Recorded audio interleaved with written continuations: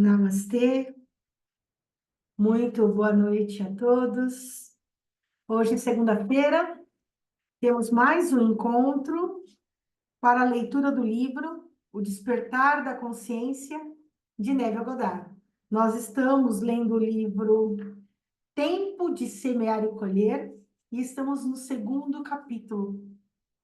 É o último livro dessa coletânea maravilhosa desse autor que traz tantos ensinamentos e tantos insights para nós todos. É um crescimento incrível desde quando a gente começou a ler esse livro até agora que estamos no último livro, no sétimo livro. Então, assim, é realmente fantástico, a leitura vale a pena cada capítulo. Eu sou a Simone Chiavoloni, eu faço a leitura deste livro toda segunda-feira às 19h30. E se você quiser participar, eu vou deixar o link aqui no descritivo e você pode participar gratuitamente aqui pelo Zoom. Nós fazemos a leitura do capítulo e depois fazemos um compartilhar, que é feito no Zoom, porém não é gravada a parte do compartilhar. E eu tenho certeza que você vai ter muitos insights, muito conhecimento com a leitura cada vez que nós nos encontramos aqui. E antes de nós iniciarmos, eu vou pedir para nós fecharmos os olhos, inspirar profundamente. Vamos nos conectar com o nosso divino que habita em nosso ser. Para isso, a gente vai fazer 3 respirações conscientes. Sentindo o ar entrando pelas narinas, enchendo os pulmões. E ao expirar, vamos inspirar bem devagar.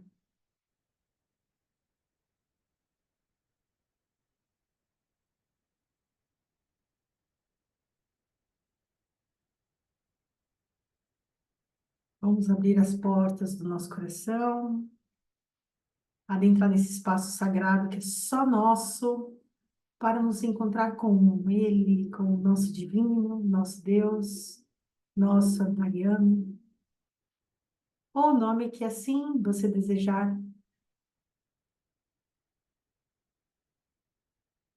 E sentindo a presença da presença, vamos nos aproximando do nosso divino, como eu gosto de chamá-lo.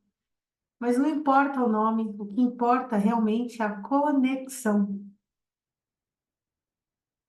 Eu te sinto, divino, eu te vejo, eu estou aqui. E peço que esteja comigo em todos os instantes da minha vida, pois quando está comigo, estamos conectados, eu sou muito mais sábio.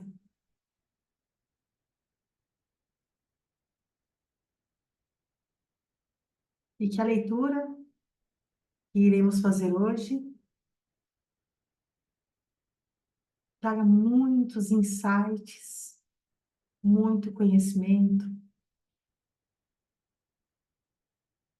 que não seja apenas palavras soltas, seja experiência vivida na minha vida, na vida de cada um de vocês. Vamos inspirar profundamente e então abrir os nossos olhos.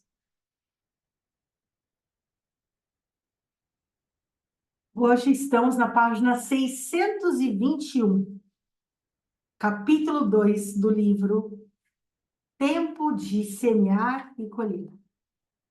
Os 4 poderes.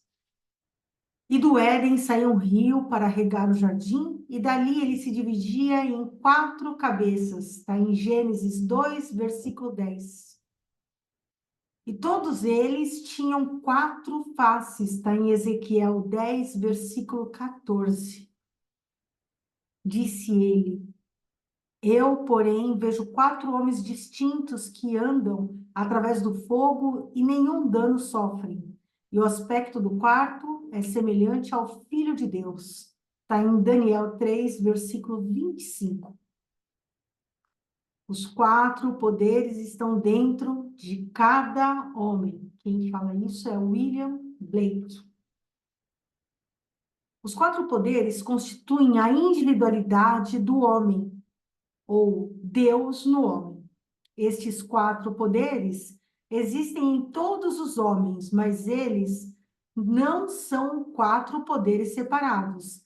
Eles são tão ligados um ao outro quanto os dedos da mão.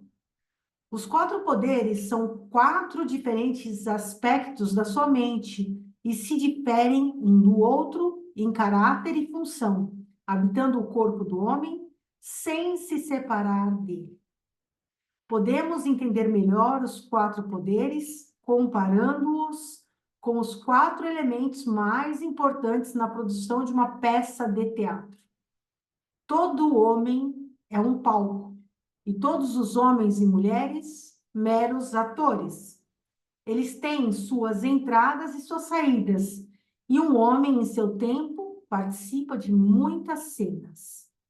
Assim como queiras, ato 2, cena 7. O produtor, o autor, o diretor e o ator são 4 elementos mais importantes na produção de uma peça. No drama da vida, a função do produtor é sugerir o tema da peça. Isso ele faz sob a forma de um desejo, tal como: eu gostaria de ser bem-sucedido. Quem me dera se eu pudesse fazer uma viagem. Quem me dera se eu fosse casada. E assim por diante. Mas para aparecer no palco do mundo, esses temas gerais devem ser especificados e trabalhados detalhadamente. Não é o bastante apenas dizer eu gostaria de ser bem-sucedido. Isso é muito vago. Sucesso em quê? No entanto, o primeiro poder só sugere o tema. A dramatização do tema é deixada para a originalidade do segundo poder, que é o autor. Na dramatização do tema, o autor escreve apenas a última cena da peça, mas esta ele escreve em detalhes. A cena deve dramatizar o desejo realizado. Ele mentalmente constrói esta cena o mais próximo possível daquilo que ele experienciaria caso o desejo fosse realizado. Quando a cena está nitidamente visualizada, o trabalho do autor termina. O terceiro poder na produção do jogo da vida é o diretor. A tarefa do diretor é garantir que o ator se mantenha fiel ao roteiro e fazê-lo ensaiar várias e várias vezes até que ele realize a cena com naturalidade. Esta função pode ser comparada a uma atenção conscientemente controlada e dirigida, uma atenção focada exclusivamente na ação que implicará na realização do desejo. E o aspecto do quarto é semelhante ao Filho de Deus, a imaginação humana, o ator. Este quarto poder performa dentro de si mesmo na imaginação, a ação pré-determinada que implica na realização do desejo. Sua função não é visualizar e nem observar a ação.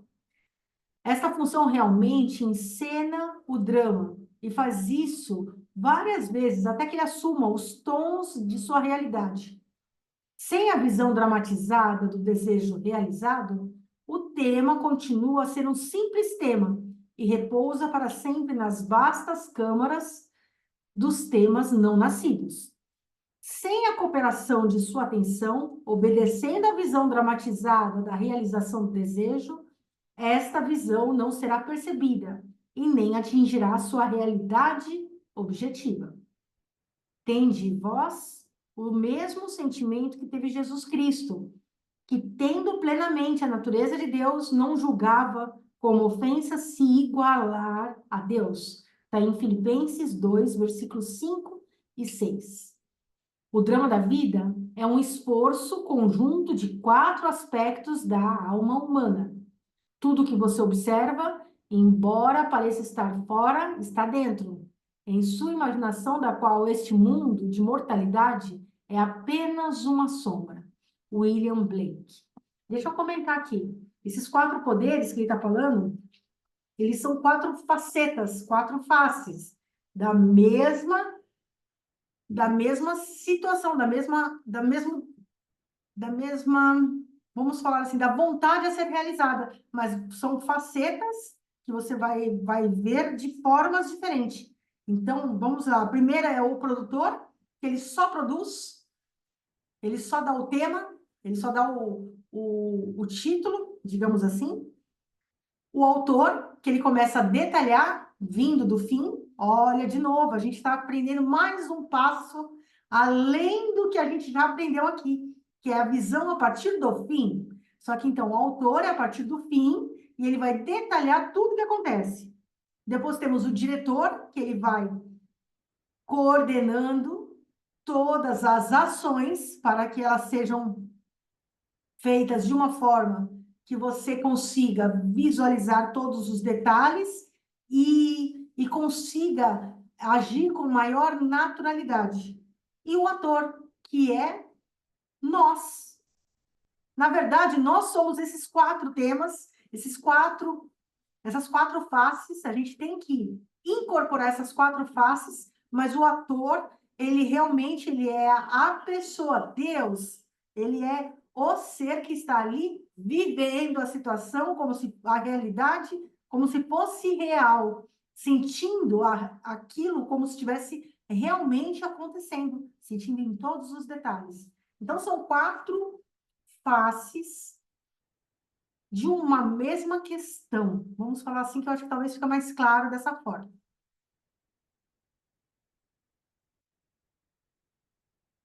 Vou voltar aqui, né? Pulei sem querer a página.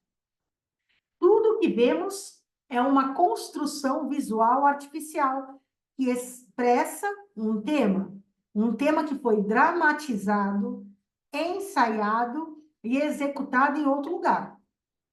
O que estamos assistindo no palco do mundo é uma construção ótica concebida para expressar os temas que foram dramatizados, ensaiados e realizados na imaginação dos homens.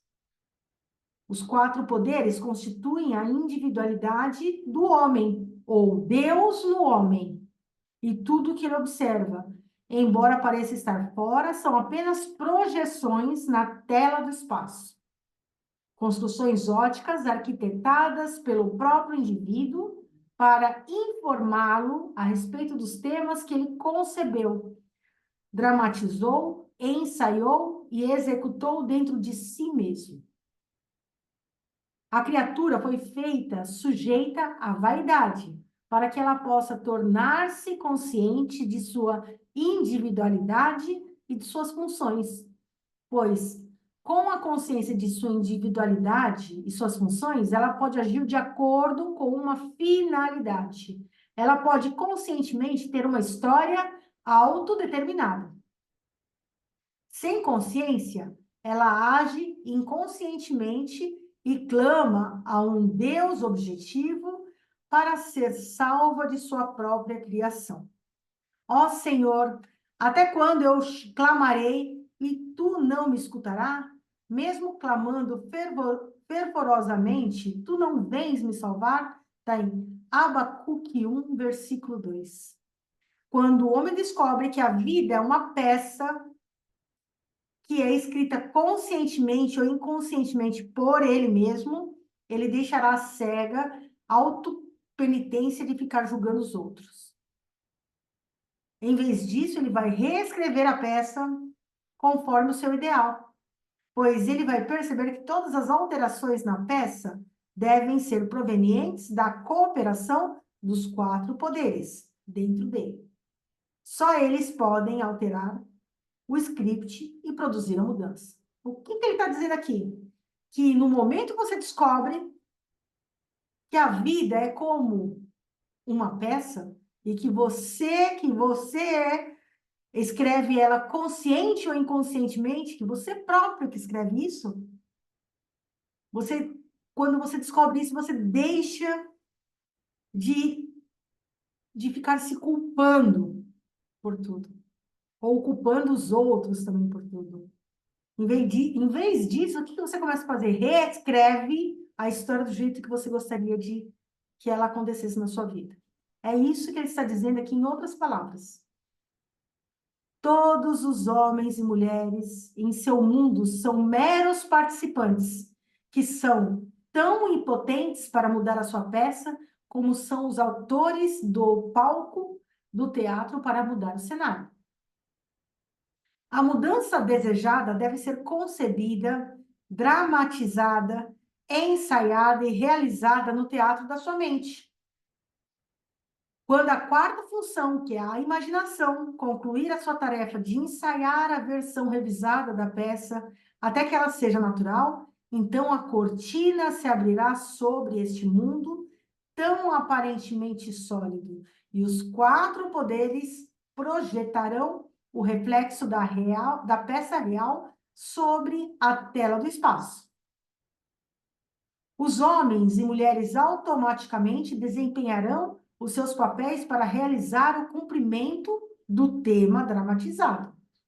Os participantes, em virtude das suas várias partes no drama do mundo, tornam-se relevantes ao tema dramatizado por você. E porque são relevantes, são trazidos ao seu drama.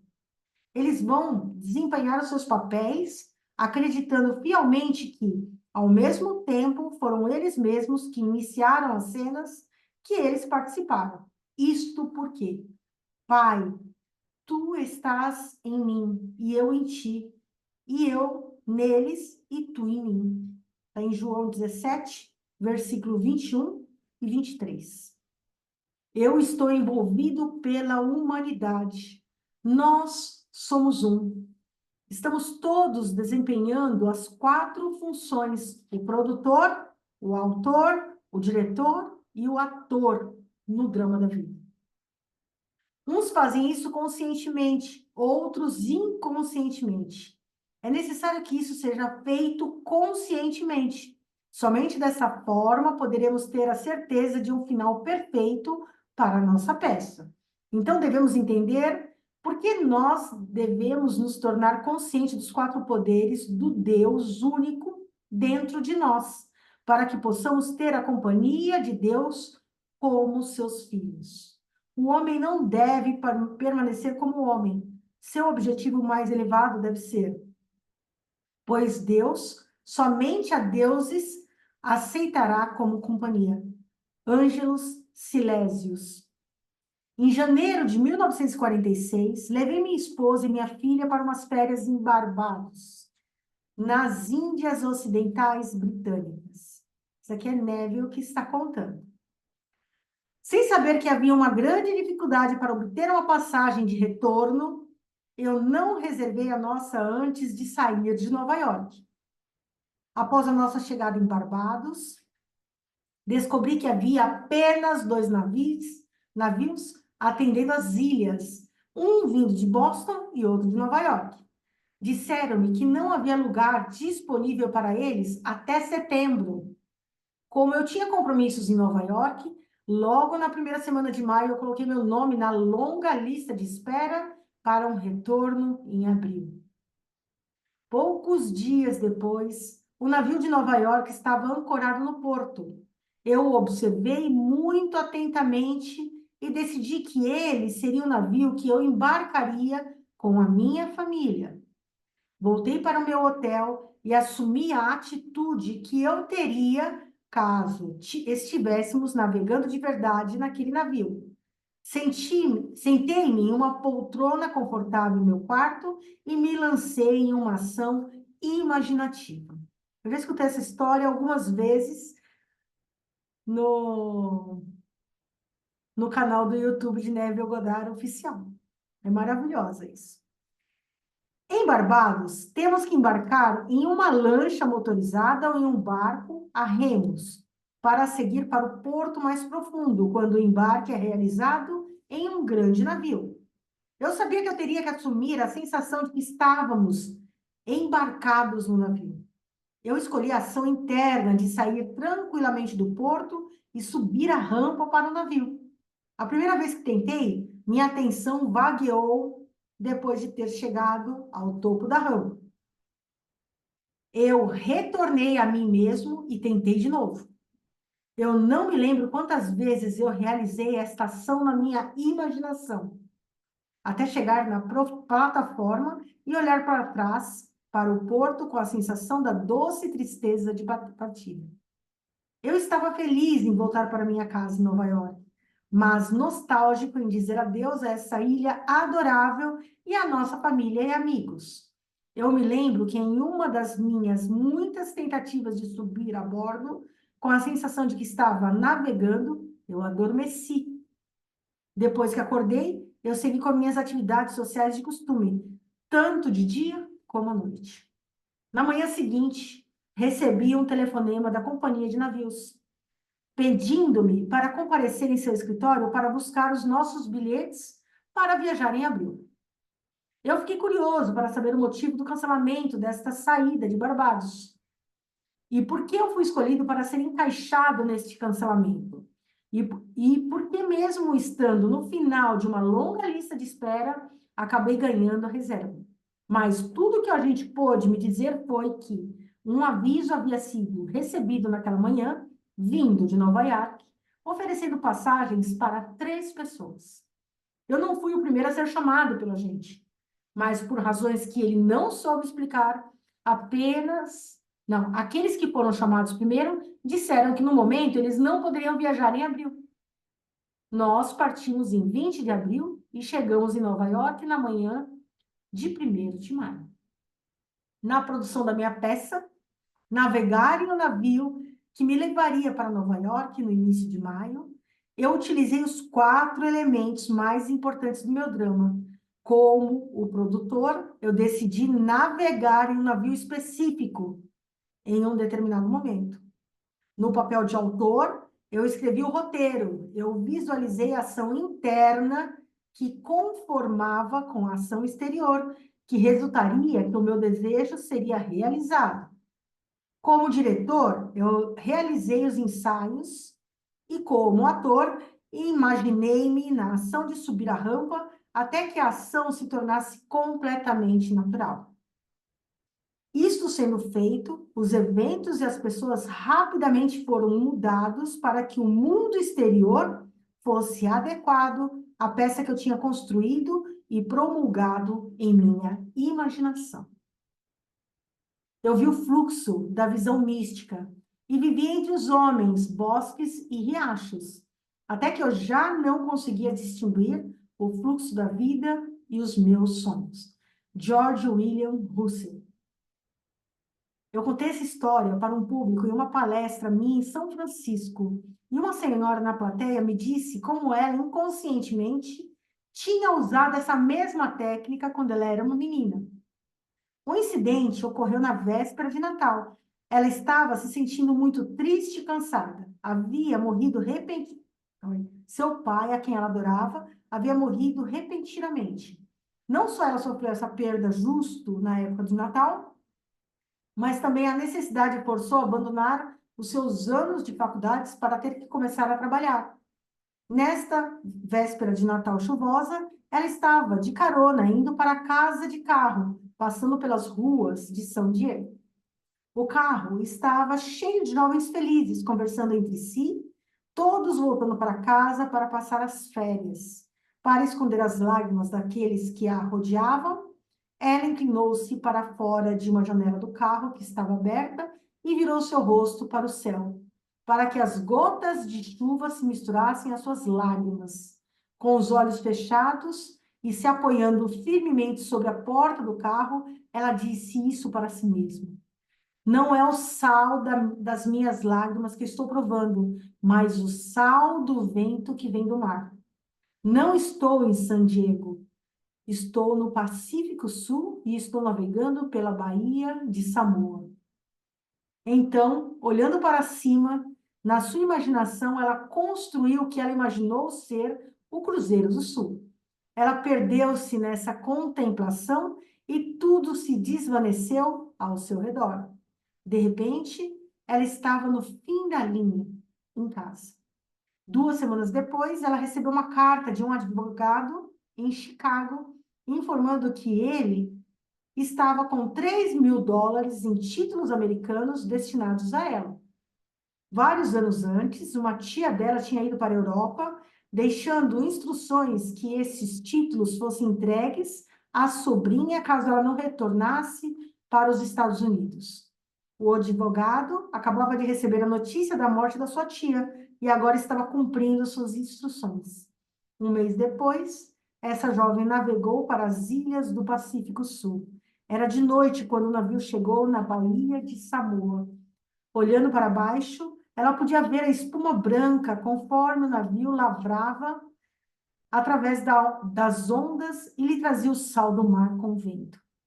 Um oficial de plantão lhe disse: Olha, lá está o Cruzeiro do Sul.